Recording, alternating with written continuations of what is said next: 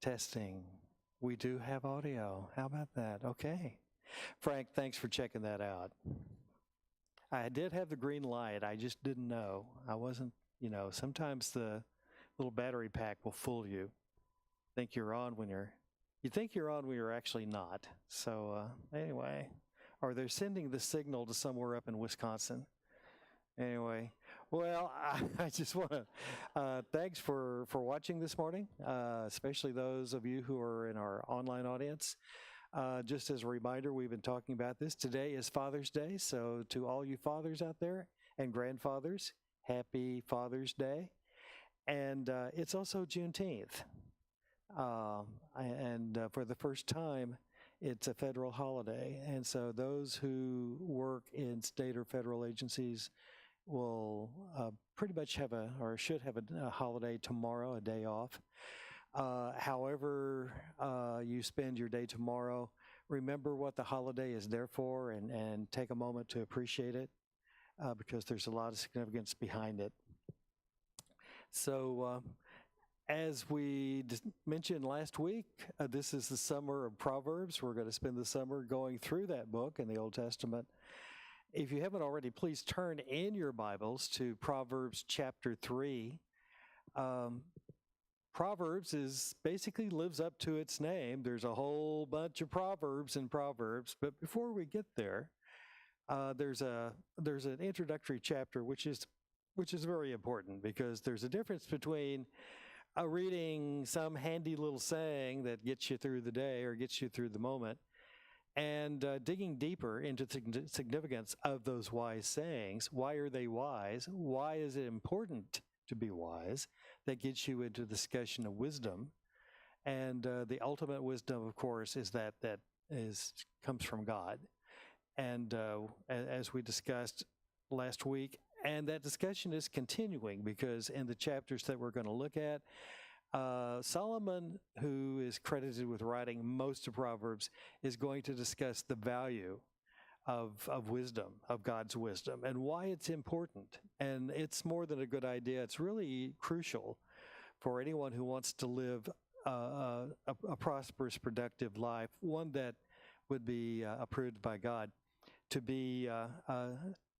live it wisely and to be imbued with God's wisdom. So as we open up on chapter 3, Solomon is continuing to have his discourse. He's basically assumed the role of professor, of teacher, instructor, and he refers to, he's talking to my son, which could literally be one of his sons if it was his successor, Rehoboam. Unfortunately, the instruction didn't take, but Solomon had other sons, no doubt. And also, in any kind of situation or religious instruction in the Jewish culture, a teacher's students, his charges, were his children. And so he referred to them as my sons, and singularly, my son, even though there wasn't any kind of blood relation. But so with that in mind, this is more than just a father-son chat, although that's probably part of it. Solomon is imparting some advice here as we open up into chapter 3. My son, do not forget my teaching, but keep my commands in your heart, for they will prolong your life many years and bring you peace and prosperity. Wisdom, those who follow God's wisdom and want to be wise as God would have them, generally should have productive, long, and happy lives. That's a general principle here, and that's how it should be interpreted, because it's not an absolute promise, because I'm sure many of us are familiar with folks that we knew were very faithful, righteous people whose lives were cut short for one reason or another. And that was not necessarily a punishment from God or an indication that they had lived an unwise life. Things happen. That's the system that we are in, that we have to deal with in this world till Jesus comes. But as a general principle, more often than not, the wise person will live many years, if for no other reason that they don't do the stupid stuff that unwise people do. And during those years, many of those years will be peaceful and productive and prosperous. So Solomon continues, verse 3, let love and faithfulness never leave you. Love here can also be translated as mercy from the original Hebrew. That word is hesed, H-E-S-E-D. And so the concept here, if you want to be wise, let love basically surround your life in love and mercy and be faithful to God. Be truthful.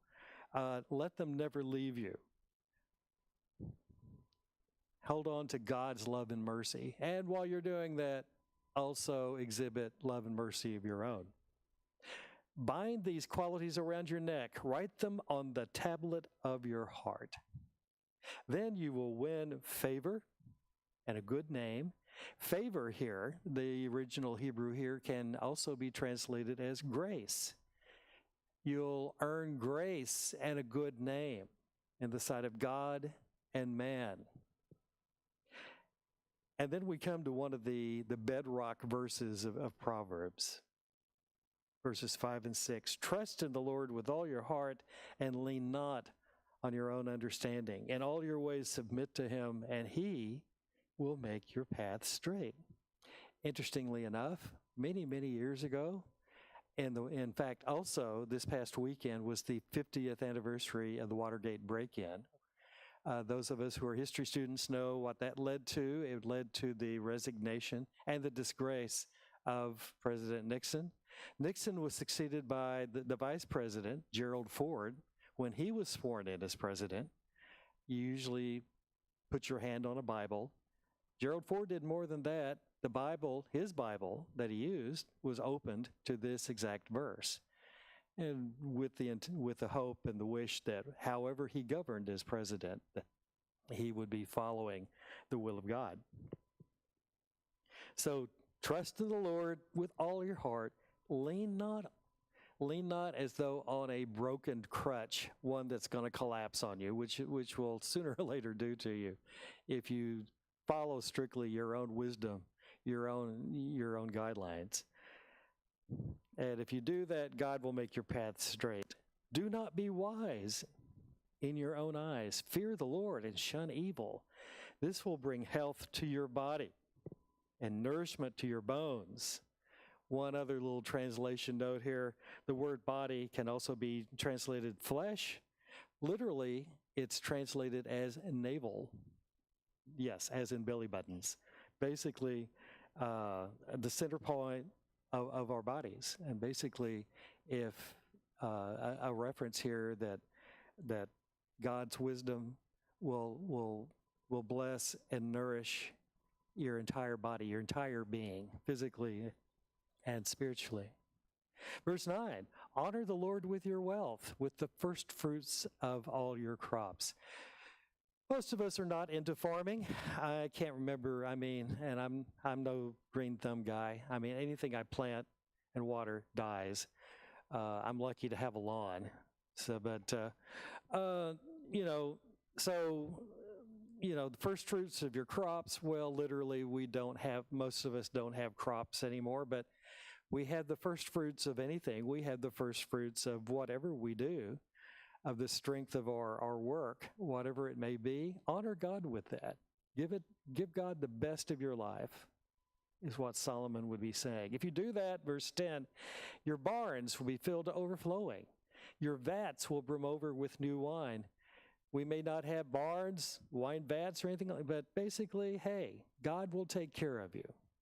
You'll never have to worry about where your next meal is coming from or what will happen when you come up with a crisis. God will help you deal with it. Verse 11, my son, do not despise the Lord's discipline. Do not resent his rebuke, because the Lord disciplines those he loves as a father the son he delights in.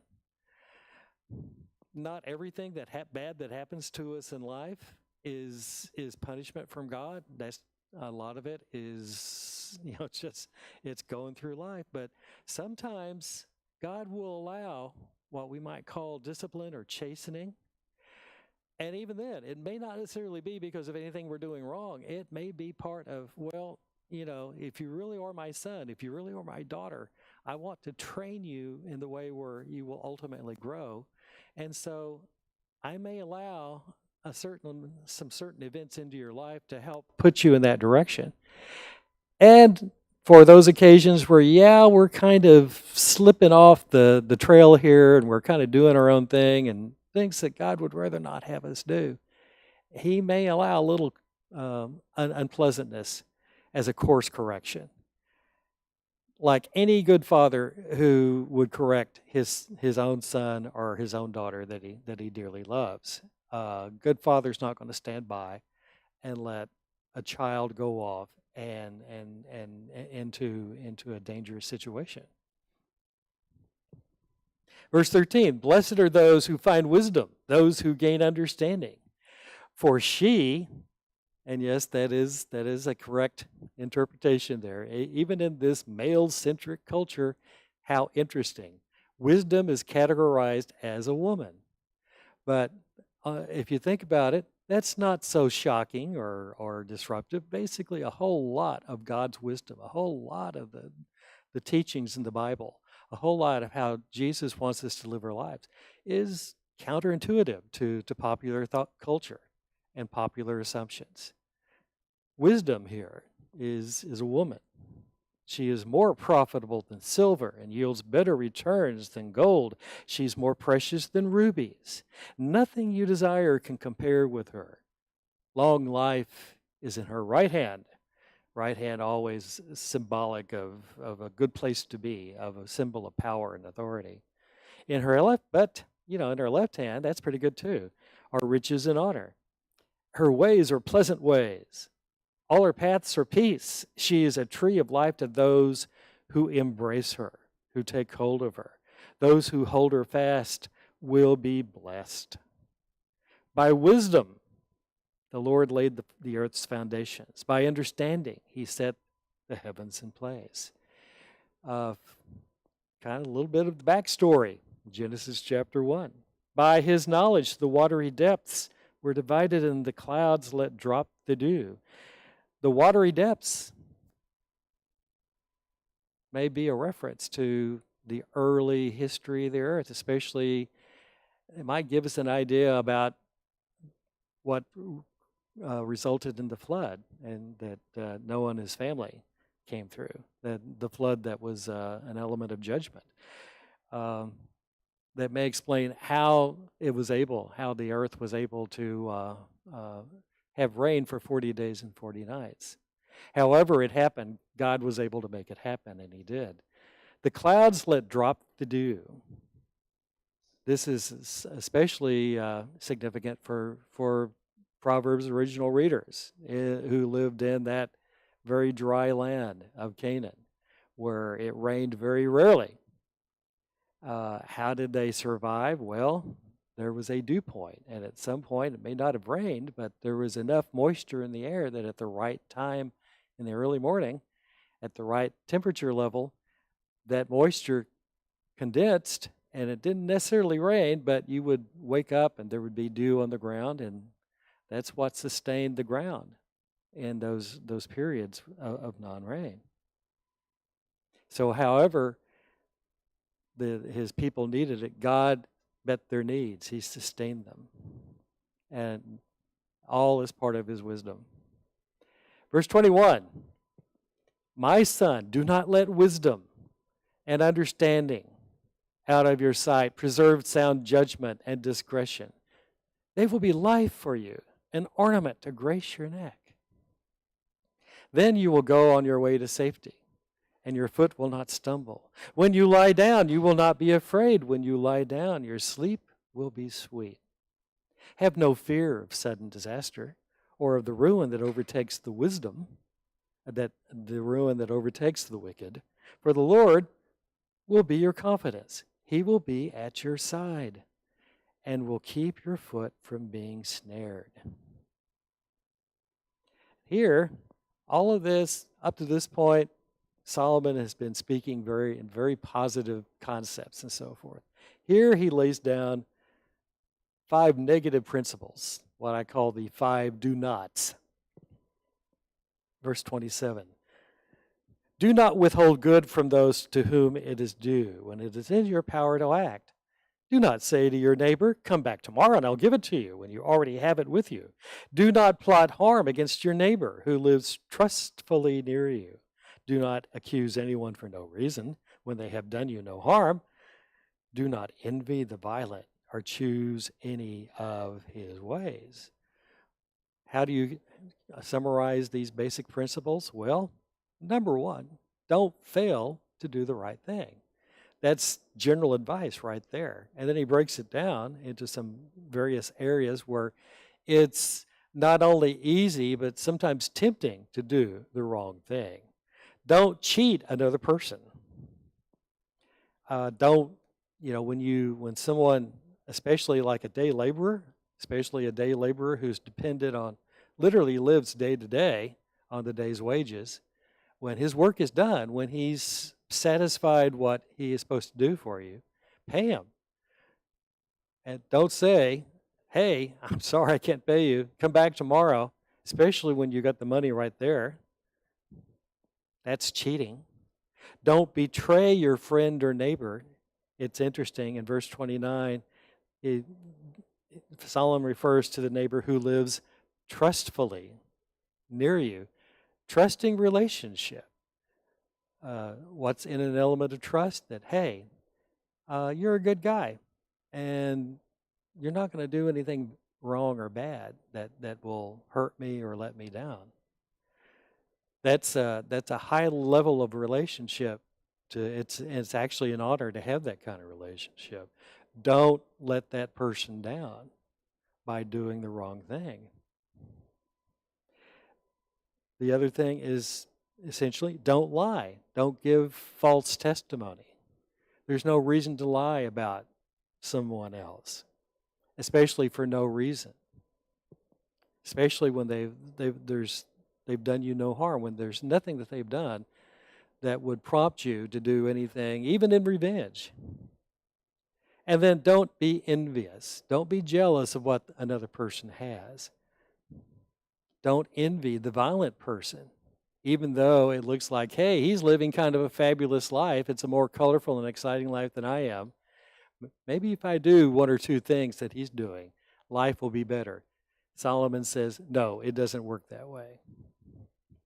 Why should you avoid those kind of behaviors? Well, Solomon gives 4 reasons, beginning in verse 32.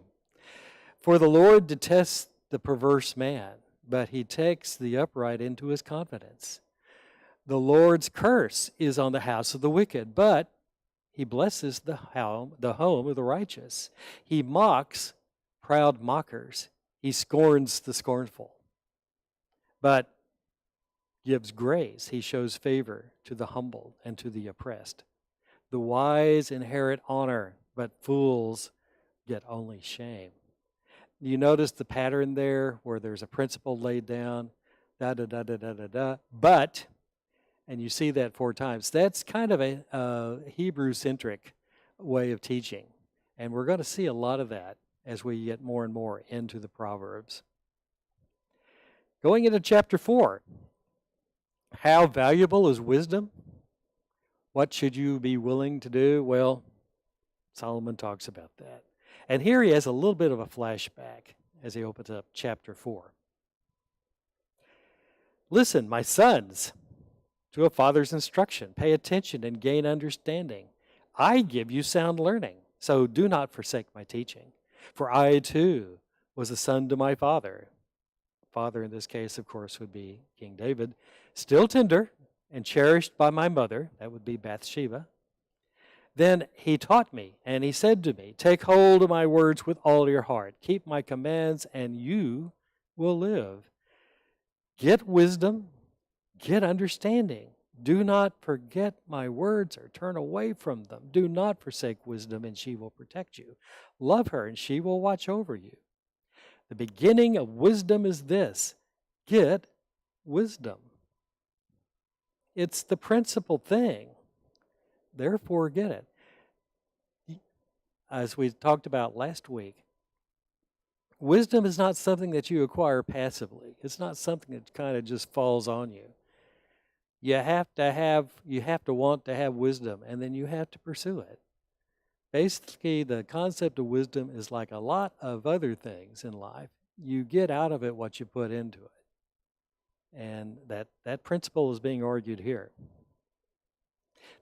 Again, in verse 7, the beginning of wisdom is get wisdom, though it cost all you have, get understanding.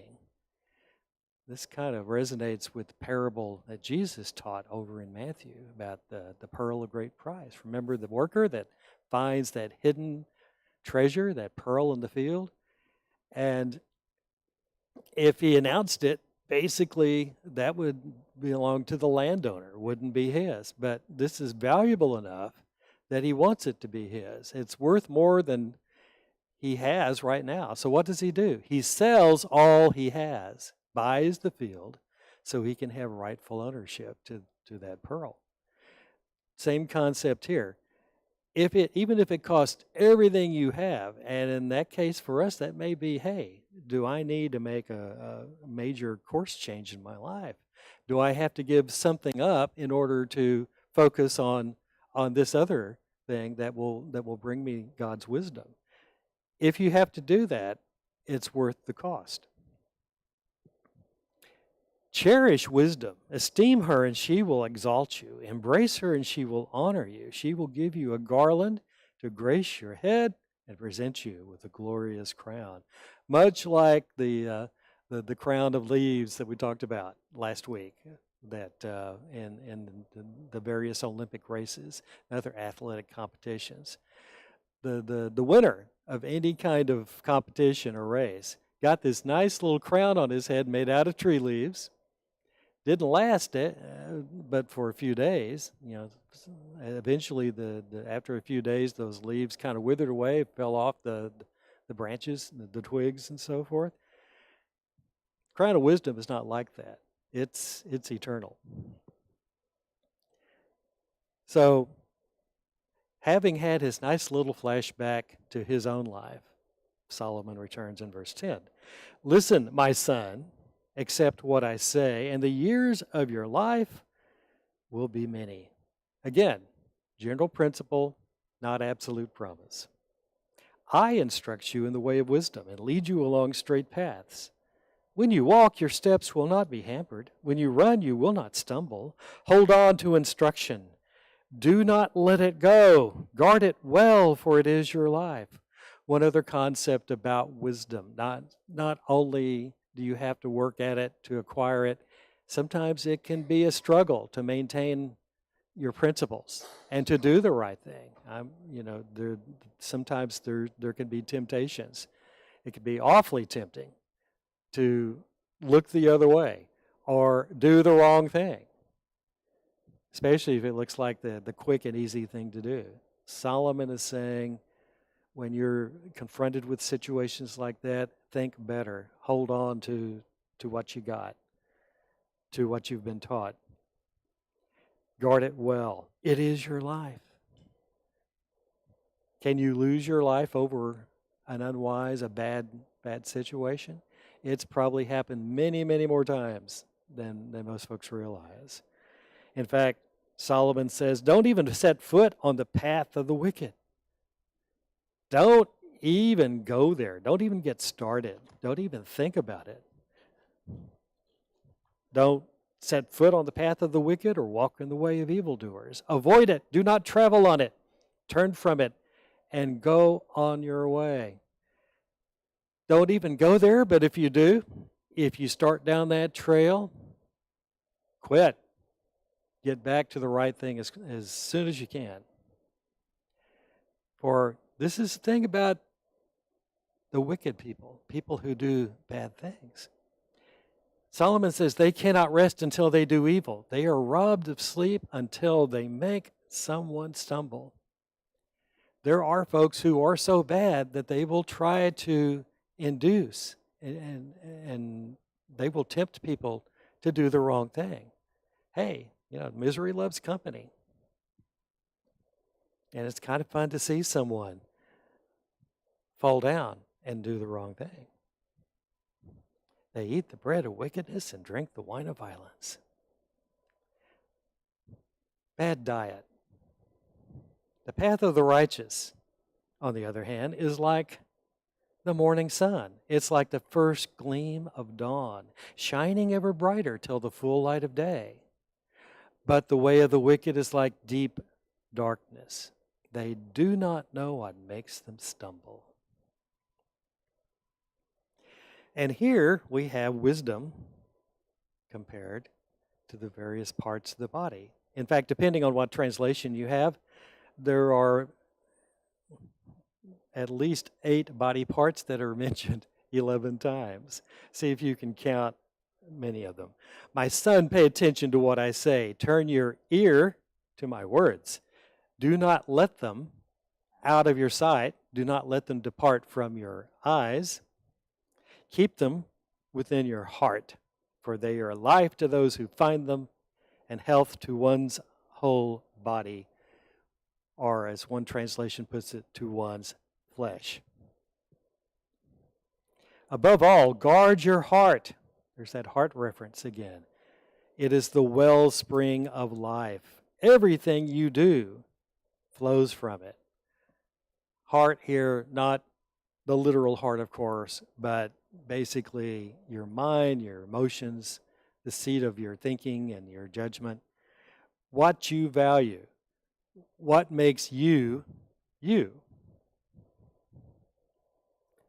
Keep your mouth free of perversity. Keep corrupt talk from your lips. Let your eyes look straight ahead. Fix your gaze directly before you. One translation says, let your eyelids look right before you. If you have to, use spiritual blinders, pretty much like you would put on some horses so that they don't look off to the side and decide to go that way rather than the way you want them to go. Sometimes we need to have those kind of spiritual blinders, especially when there's a lot of stuff that's coming at us. Give careful thought. Make level the paths for your feet. Kind of reminds of, kind of like the sayings we've had, look before you leap. What was it that Davy Crockett said? Be sure you're right, then go ahead. Make sure you've got those level paths in front of you. Be steadfast in all your ways. Do not turn to the right or the left. And so many times that's the warning, that's the instruction in other parts of the Bible, in Deuteronomy. There are 3 passages alone in Deuteronomy. Chapter 5, verse 32, chapter 17, verse 11, and chapter 28, verse 14, and again in Joshua.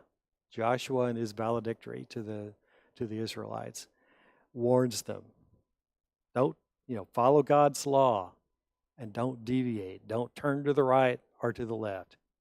Keep your feet from evil. While we're talking about all these various references to the heart, we might throw in some of the things, some of the warnings, some of the things that the Bible warns against. The Bible warns against a double heart in Psalm 12, verse 2. It warns against a hard heart. We're going to see that later on in Proverbs 28:14. It warns against a proud heart. That's in Proverbs 21, verse 4. It warns against an unbelieving heart. That's in Hebrews chapter 3, verse 12. Warns against having a cold heart. That's in Matthew 24, verse 12. And then finally, the Bible warns us against an unclean heart. That's in Psalm 51, verse 10. So that brings us to chapter 5. And up to this point, Solomon's been talking about the virtues of wisdom. And that's still the main message here. But here he slips in a specific warning, and it's specific because considering the audience of young men. Basically, it's an address to one way Satan can attack people, especially younger men. And of course, that is through sexual desire, which is which can run pretty high, especially at that age. He continues, going into chapter 5. My son, pay attention to my wisdom. Listen well. Turn your ear to my words of insight, that you may maintain discretion and your lips may preserve knowledge.